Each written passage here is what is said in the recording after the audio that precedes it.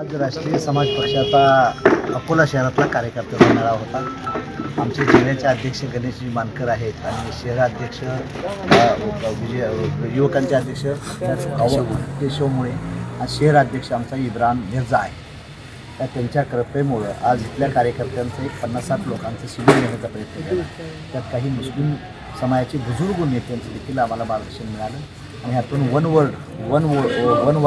एक वार्ड एक अध्यक्ष हे इथून पुढच्या महिन्यात प्रोग्राम लावा असा आम्ही निर्देश दिला आणि त्या माध्यमातून आपलं पोलिंग बूथ तयार होऊन महानगरपालिका कशी लढता येईल त्या दृष्टीचं पहिली प्रायमरी चर्चा होण्याचा प्रयत्न झाला आणि मला विश्वास आहे की महानगरपालिकेत त्या बाजूने राष्ट्रीय समाज पक्ष खातं खोलं सत्तेत येईल असं आम्ही म्हणणार नाही, पण खातं तर कमीत कमी खोलं आणि त्या दृष्टीनं आजचा हा प्रायमरी 4 महिन्यातला हा दुसरा प्रोग्राम आहे। पुढच्या अजून 2 महिन्यात मी नंतर अकोला शहराला भेट देते।